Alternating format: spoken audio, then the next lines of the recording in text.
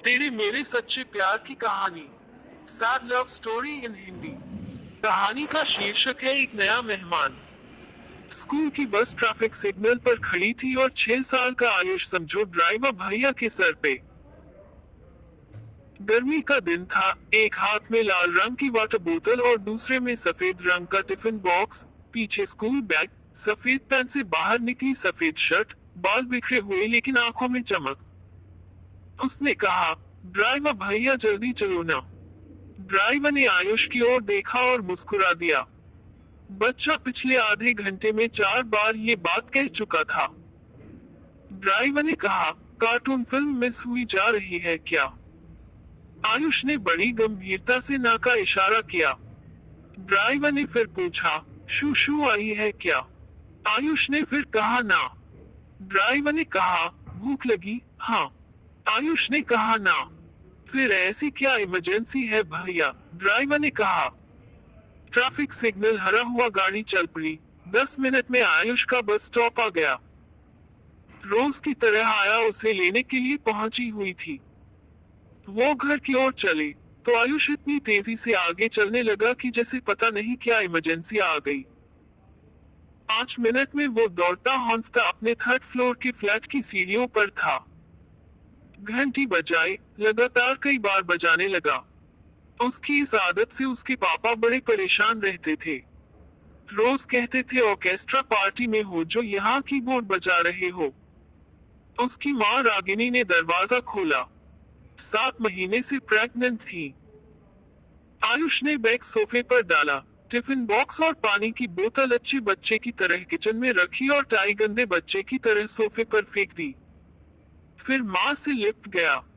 बोला, बताओ ना, तुम्हारे कारण मैं कितनी जल्दी आया स्कूल से। बताओ ना मम्मी। रागिनी ने कहा, अच्छा अच्छा आराम से, तुझे बताया ना आजकल मम्मा से ज्यादा चिपकना नहीं है।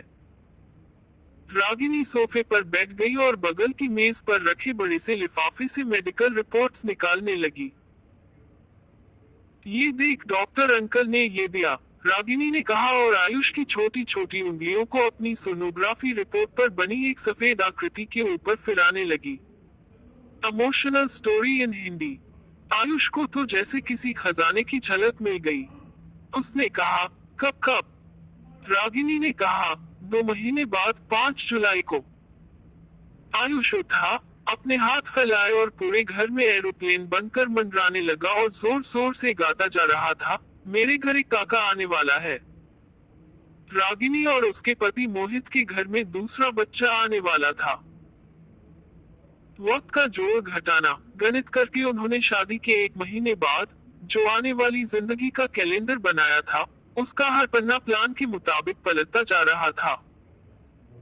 2 साल में पहला बच्चा, जब वह 6-7 साल का हो तो दूसरा बच्चा, दोनों के लिए अलग अलग फिक्स्ड डिपॉजिट्स। आयुष की अच्छी परवरिश हो इसके लिए रागिनी ने अपनी बैंक की नौकरी छोड़ दी थी और कई साल से मां होने की नौकरी, जो अपने आप में फुल टाइम जॉब होती है, बखूबी संभाल रही थी। मोहित एक अच्छी पोजीशन पर था, अच्छी खासी तनख्वाह मिलती थी। साल में एक बार पति पत्नी कहीं न कहीं छुट्टी पर जरूर चले जाते थे। और इस बार भी गर्मियों में किसी अच्छे हिल स्टेशन जाने की प्लानिंग चल ही रही थी कि डॉक्टर ने सख्त हिदायत दी कि रागिनी ट्रेवल नहीं कर सकती। अगले ही दिन मोहित ने रागिनी की मां को याद शहर फोन लगाया और कहा, मम्मी डॉक्टर ने तो रागिनी को कहा कि वो कहीं आ जा नहीं सकती, तो हमने अपनी छुट्टी भी कैंसिल कर दी है और उसके बाद लक्ष्मी की शादी में याद शहर भी नहीं आ पाएंगे। लक्ष्मी को समझा दीजिएगा। आप ऐसा करिए, शादी के फौरन बाद आप यहाँ रागिनी के पास आ जाए। हाँ पापा से कहिएगा 2-2 पेटी लीची और आम जरूर पैक करवा दे। ये आयुष को खाने को नहीं मिले न तो वो मुझे खा जाएगा। रागिनी की मम्मी ने कहा, ठीक है, और वैसे भी अब तो गोद भराई भी होने वाली है। मोहित कोशिश करता था रागिनी को खुश मिजाज रखे, अपने दफ्तर की फाइलें और स्ट्रेस वो घर वापस न लाए। दोनों साथ में पुरानी पिक्चरों के गाने सुनते थे। ड्राइंग रूम में अपने लाल सोफे पर बैठकर नई पिक्चरों के गानों पर अपने माइकल जैक्सन बेटे आयुष का डांस देखते थे और कॉमेडी फिल्मों पर साथ हंसते थे। बच्चों के नामों की किताब खरीदी जा चुकी थी। बच्चों के नाम पर रोज छेड़छाड़ के झगड़े होने लगे थे। मोहित हर छोटी छोटी चीज के लिए रागिनी का ख्याल रखता था। दफ्तर से फोन करके खैरियत पूछता था।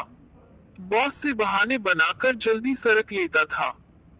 ऐसा लगता था कि इस बच्चे ने अपना जादू दुनिया में आने के पहले ही चलाना शुरू कर दिया था। जिंदगी की दौड़ भाग में मसरूफ हो चुके मोहित और रागिनी फिर से वही पुराने प्रेमी बनते जा रहे थे। रेलवे स्टेशन पर गाड़ी आने में 20 मिनट की देर थी। स्कूल की छुट्टियों का वक्त था और प्लेटफॉर्म पर बैठने तक की जगह नहीं थी। वैसे मोहित अगर बैठना चाहता भी तो आयुष उसे बैठने नहीं देता। वो रेलवे स्टेशन होश संभालने के बाद पहली बार आया था।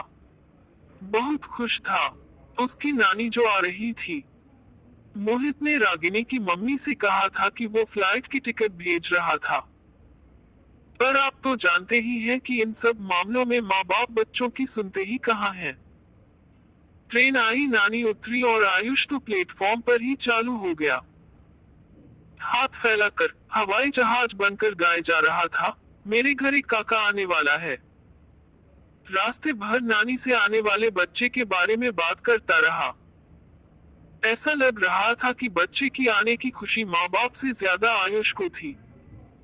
वो तो इसके अलावा कुछ बात ही करने को तैयार नहीं था। जो उसके घर आता, उससे आयुष अपना फेवरेट डिस्कशन शुरू कर देता था और मौका मिलते ही अंदर के कमरे से कागजों का ढेर ले आता था जिसमें उसने कई सारी ड्राइंग बनाई थी। असल में आयुष ने अपने माँ बाप से कह रखा था कि वो आने वाले बेबी का चेहरा गैस करके रोज एक ड्राइंग बनाएगा। Emotional story in Hindi.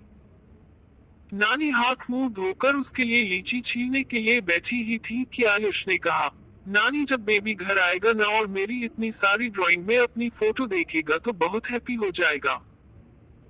फिर मैं रोज उसे अपने साथ पार्क में खेलने के लिए ले जाऊंगा और उसको अपनी बॉल दूंगा। अपने साथ स्कूल ले जाऊंगा। बिल्कुल नहीं मारूंगा।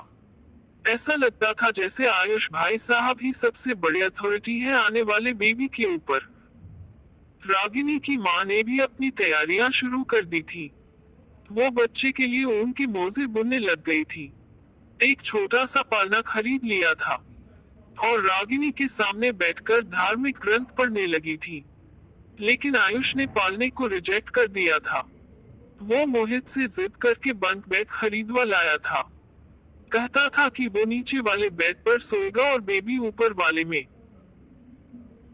मोहित अक्सर कमरे के एक कोने में बैठा चुपचाप बड़े चाव से आयुष की हरकतों को देखते रहता था और सोचता था कि काश बड़े भी दुनिया को इसी मासूमियत और सरलता से देख पाते जैसे बच्चे देखते हैं।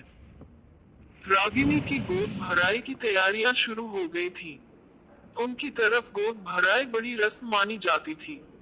प्रेगनेंसी के 7वें-8वें महीने में होती है, जिसमें माँ को ढेर सारे तोहफे और रिश्तेदार, दोस्त, पड़ोसी आशीर्वाद देने आते हैं। यूं तो मोहित ने उसे कह रखा था कि वो सब कुछ संभाल लेगा, पर रागिनी परफेक्शनिस्ट थी और सच कहूं तो उसे भरोसा नहीं था कि इतने बड़े फंक्शन को उसका हस्बैंड अकेला ऑर्गेनाइज कर पाएगा। रागिनी ने कहा, मुझे ही कर लेने दो। दिन भर एक सोफे से बिस्तर और बिस्तर से सोफे के बीच पेंडुलम की तरह घूमती ही तो रहती हूँ। मुझे लगता है कि गोद भराई की तैयारियां एक बहाना ही रहा होगा।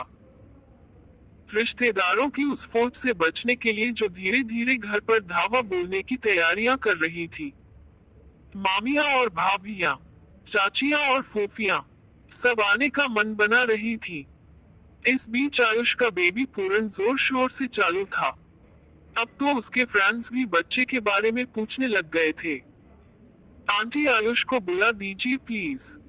आंटी बेबी घर कब आने वाला है? बेबी का नाम क्या है?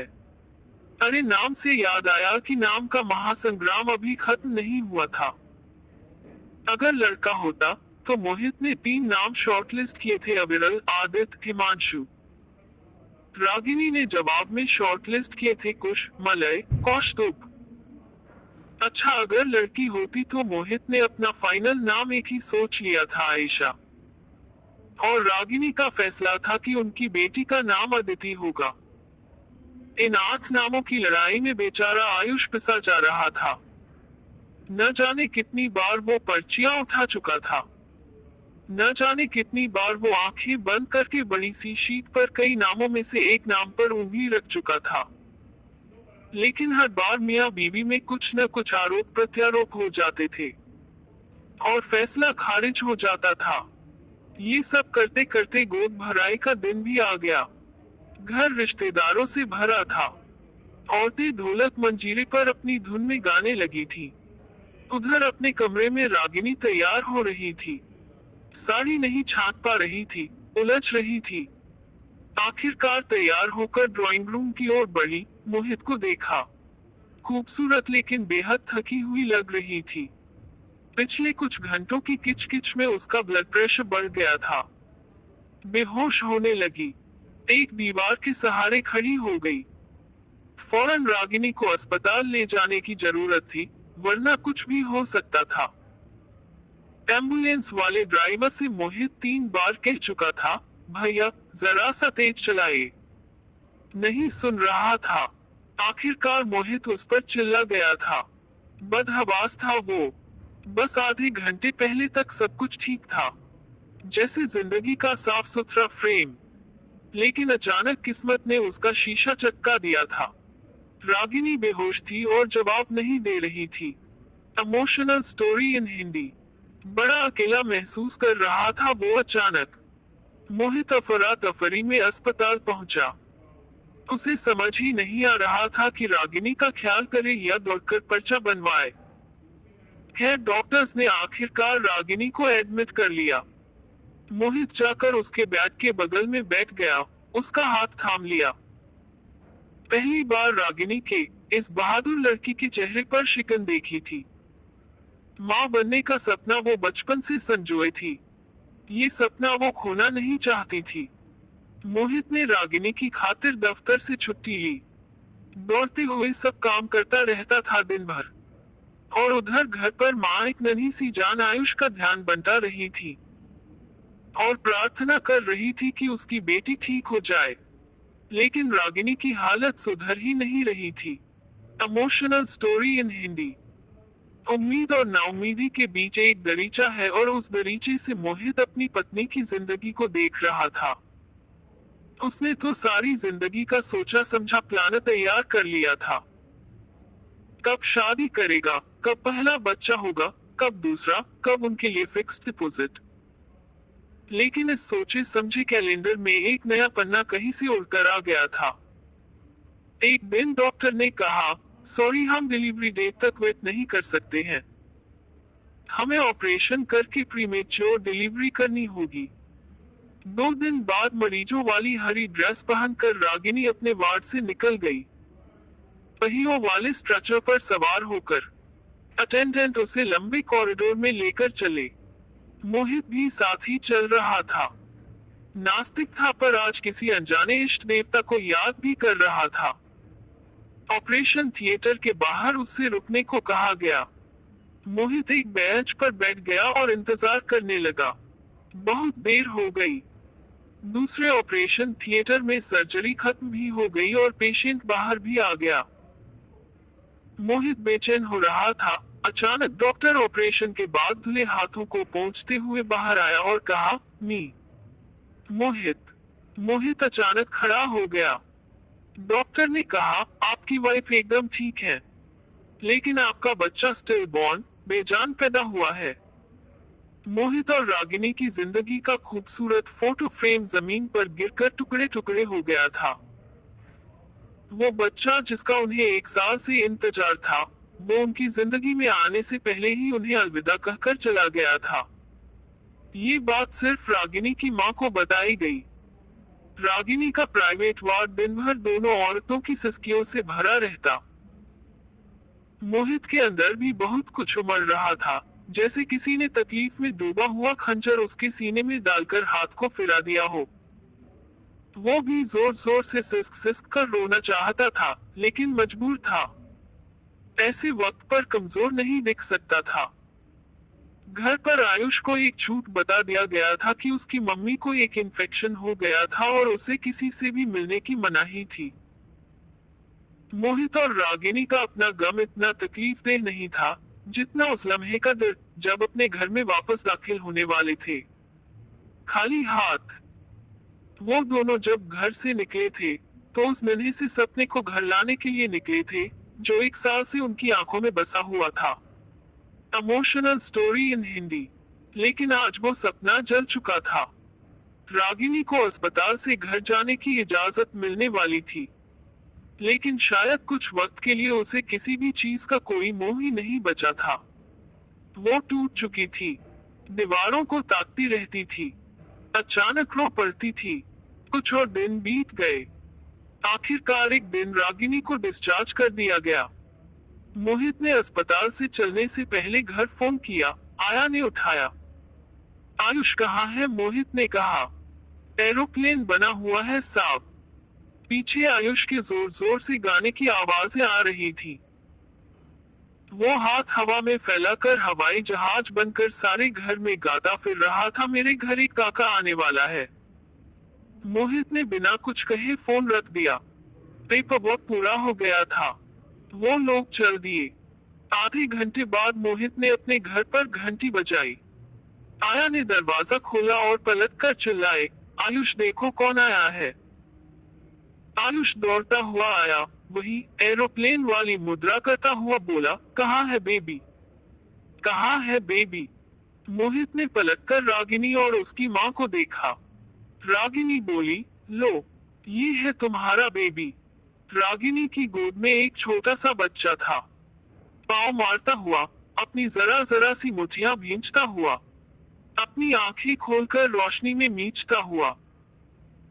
रागिनी की बेटी उसे छोड़कर चली गई थी और आयुष की खुशी की खातिर मोहित और रागिनी ने एक नन्ही सी जिंदगी को एक नई जिंदगी देने का फैसला कर लिया था, अनाथालय जाकर।